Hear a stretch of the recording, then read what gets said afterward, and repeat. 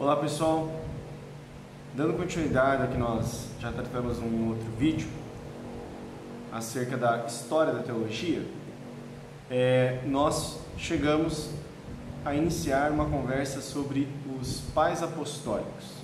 Esse grupo de pensadores, e escritores que são ali do fim do primeiro século até meados do segundo século, e que escreveram, e seus escritos, na maioria cartas ou homilias, chegaram até nós. E a importância dos escritos deles não é necessariamente por apresentar um tratado teológico de todas as doutrinas cristãs, mas são os escritos mais antigos e próximos da história da igreja que nós temos, próximos aos apóstolos. Então, vários desses pais apostólicos tiveram contato ainda com pessoas que estiveram com os apóstolos e em alguns casos tiveram contato com os apóstolos.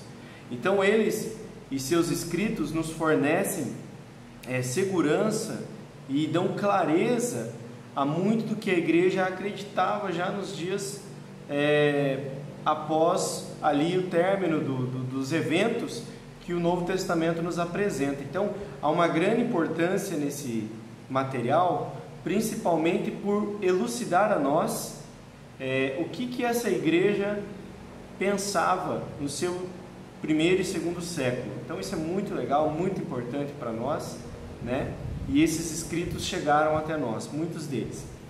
E dentro desses escritos, nós começamos a falar um pouco das características gerais dessa igreja, desses pensadores, acerca de alguns pontos sobre salvação, sobre o pecado, um pouco sobre a graça, e dando continuidade então sobre as características gerais do pensamento desse período dos pais apostólicos. Nós falamos agora sobre o conceito de escritura, tá certo?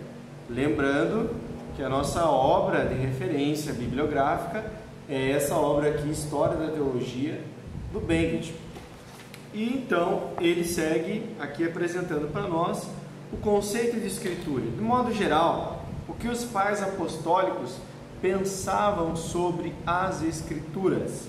Bom, para eles, os livros do Antigo Testamento tinham a sua própria autoridade, uma autoridade intrínseca, uma evidência interna da autoridade como sendo palavra de Deus. Então esses homens acreditavam desse modo, e isso até se justifica e se mostra verdadeiro, que eles tinham essa perspectiva, porque eles citavam com muita frequência o Antigo Testamento aos novos convertidos e pagãos. Então uma coisa é você estar falando dentro do ambiente cristão judaico, outra coisa é você estar falando para pessoas que vieram de outras nações, outras culturas consideradas pagãs e que são introduzidas também ao Antigo Testamento, Então eles consideram o Antigo Testamento como palavra de Deus e por isso também expõem as escrituras do Antigo Testamento aos convertidos de fora, que não tinham conhecimento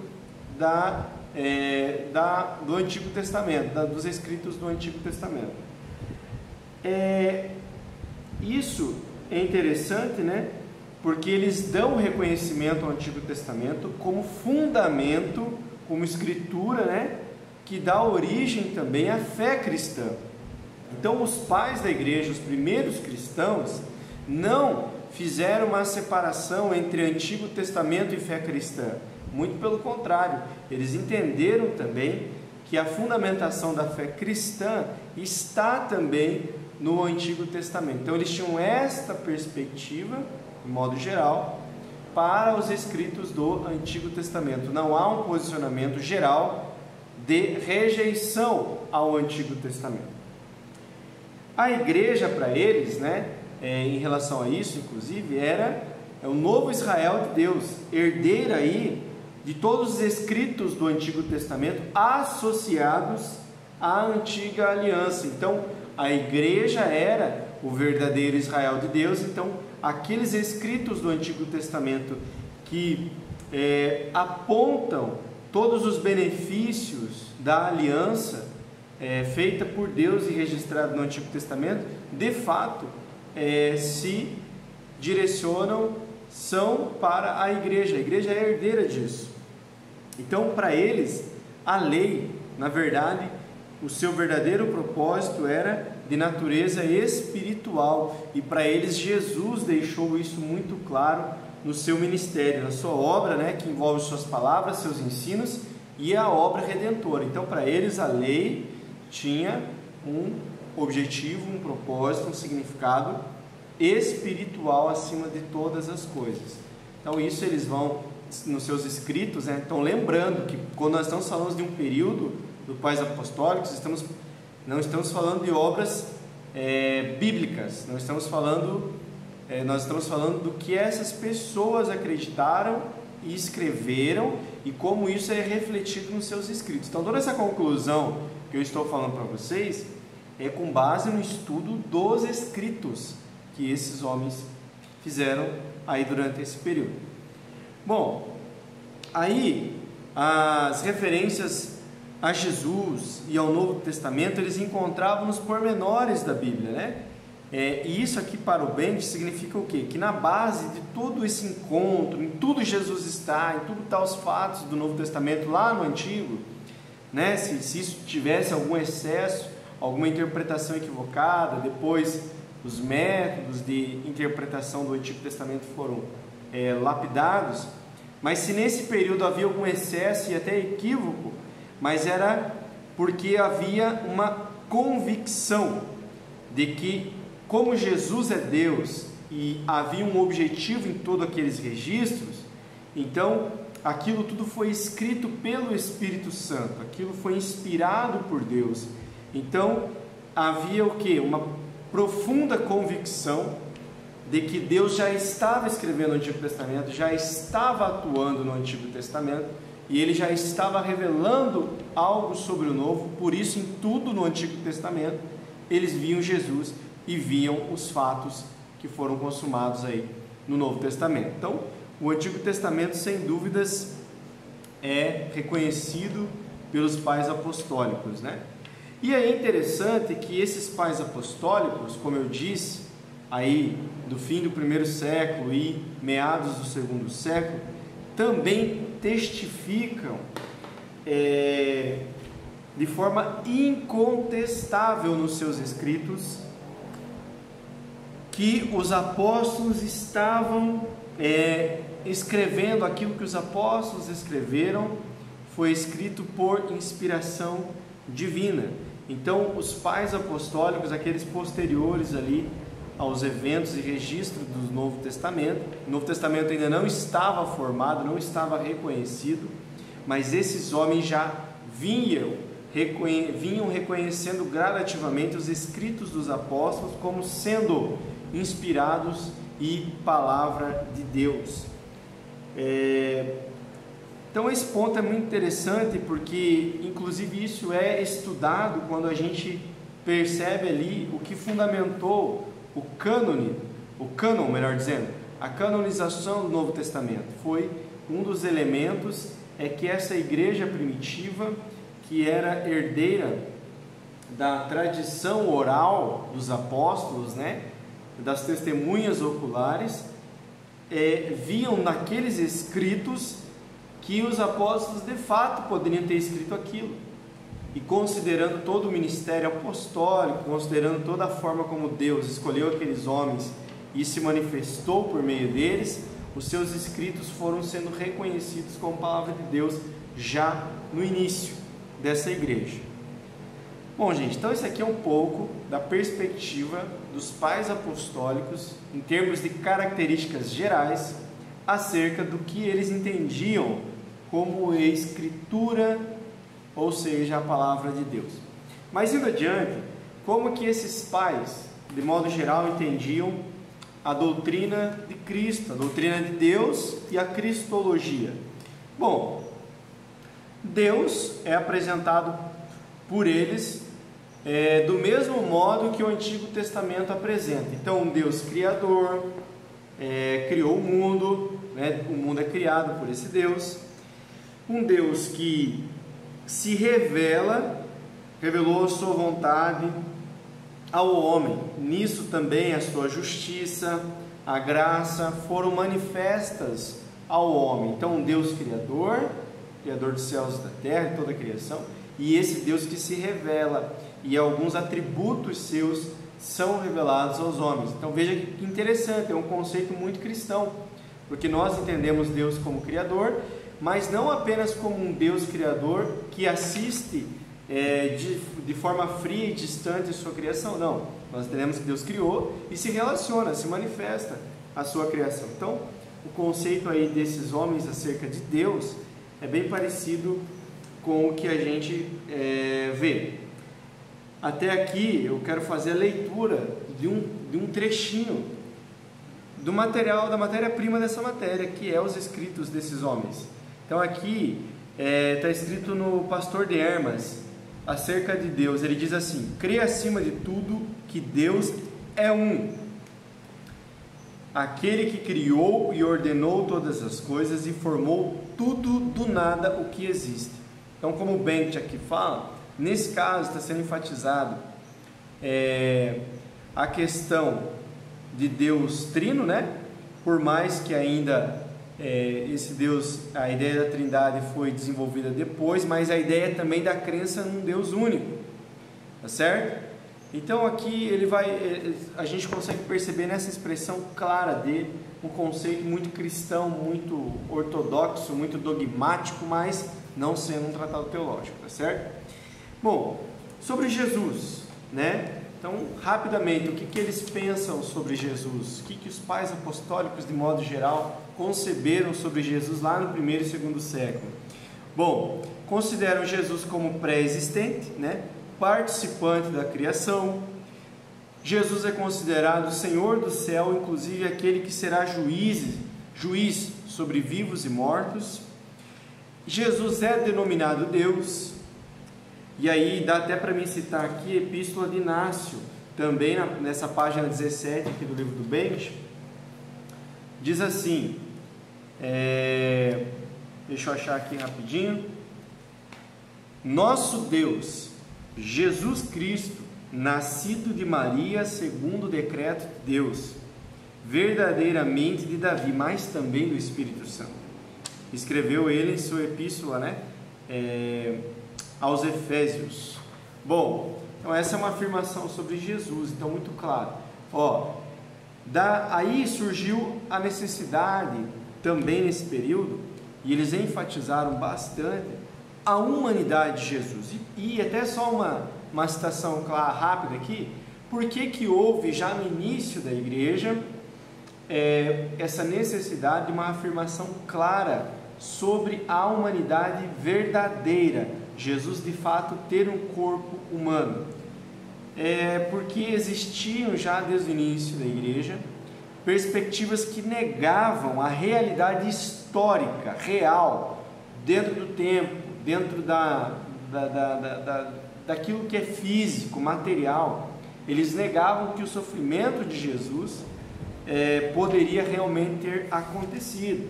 E aí isso ficou conhecido principalmente como docetismo, que tem uma ligação com o gnosticismo depois. Então assim, eles de fato negavam esse real sofrimento de Jesus. E aí surgiram diversas teorias, né? Como aquela que de repente Jesus abandonou, o Jesus Deus abandonou o corpo humano na hora da morte, né? Que Jesus de fato não tinha um corpo físico, era um fantasma. Até isso existiu como modo de explicar como que Deus, sendo Jesus Deus, pôde passar por esse sofrimento real.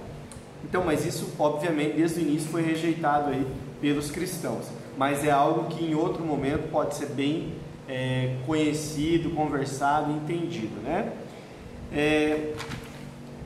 Então é isso, Jesus claramente é entendido como Deus. A divindade de Jesus nesse período aqui já estava muito evidente como sendo uma concepção e crença da igreja que se seguiu após o Novo Testamento. Bom, e o que esse pessoal aí pensava sobre igreja? Vamos dar uma pensadinha aqui sobre igreja. Bom, o Bennett vai falar não tanto de conceitos teológicos aqui, mas é até interessante, porque ele destaca o que a gente percebe já dos... como é que eu posso explicar aqui? Regulamentos eclesiásticos que eram adotados nesse período. Nesse momento, com o tempo, o bispo, ele já foi criando, se tornando uma figura distinta do conselho de anciãos que governavam a igreja, que representavam a liderança. Então o bispo, com o passar do tempo, ele passa a ter uma posição diferente, que dá a ele até mais autoridade.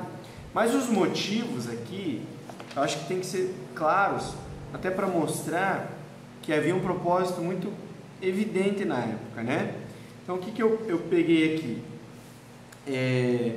Esse bispo, né? Ele era símbolo do quê? Símbolo da unidade cristã e o portador da tradição apostólica. As congregações, em vista disso, eram demonstradas a atenderem firmemente a seus bispos e a lhes obedecerem. Diziam-se que a unidade consistia, em primeiro lugar, num corpo de doutrinas comum, e se explicava a posição dominante do bispo na congregação, com base no fato que era representante da doutrina verdadeira. Esta harmonia, que tinha como centro os bispos, era enfatizada como proteção contra os hereges ou contra heresias que ameaçavam destruir a unidade da igreja. Originalmente, os anciãos e os bispos estavam no mesmo nível, mas a esta altura dos acontecimentos, os bispos ocuparam uma posição superior à dos presbíteros. Este, assim, chamado episcopado monárquico, apareceu em primeiro lugar na Ásia Menor e é claramente salientado nas epístolas de Inácio. E aí ele vai dando um pouquinho mais aí dessa explicação, por que isso foi aceito na época. Mas, historicamente, existia ainda a necessidade da igreja se tornar mais unificada em questões doutrinárias, em questões de governo da igreja. Mas vale lembrar, pessoal, que o próprio Novo Testamento está em formação em termos de canonização, que a igreja ainda está configurando o seu corpo doutrinário. Então é muito importante que sejam conservados aqui nesse momento e sejam resgatados de fato as doutrinas que realmente foram ensinadas por Jesus aos seus apóstolos e que os seus apóstolos ensinaram àqueles que vieram depois. Então, nesse caso, os bispos muitas vezes tinham sua autoridade reconhecida por causa dessa confiança, né? Dessa garantia de estarem ensinando e ter acesso àquilo que realmente foi ensinado pelos apóstolos. Mais para frente, quando teve mais embate com os gnósticos, tem que se diferenciar, porque os agnósticos, eles entendiam muito dessa questão de um conhecimento secreto, de um segredo que vai sendo passado, sabe? Não é essa analogia que tem que ser feita aqui. Aqui é muito diferente, até porque o que os apóstolos traziam eram expostos para todos. Todos deveriam ouvir, todos deveriam crer. A questão não é ser um conhecimento secreto, mas é ser um conhecimento genuíno, conforme as fontes originais de fato passaram. E aí, em meio às heresias, em meio à necessidade da igreja se posicionar e manter essa limpeza doutrinária, foi se configurando aí a figura do bispo. Gente, então é isso. Esse é um geralzão sobre o pensamento aí dos pais apostólicos, né, em alguns pontos de doutrina, como nós já falamos. Hoje nós falamos um pouco do conceito que eles tinham sobre a Escritura, a doutrina de Deus, a cristologia, conceito da igreja, mas são termos gerais, gente. Sempre interessante pesquisar mais, se aprofundar mais, para que se tenha uma compreensão melhor. Um grande abraço, Deus abençoe a todos vocês.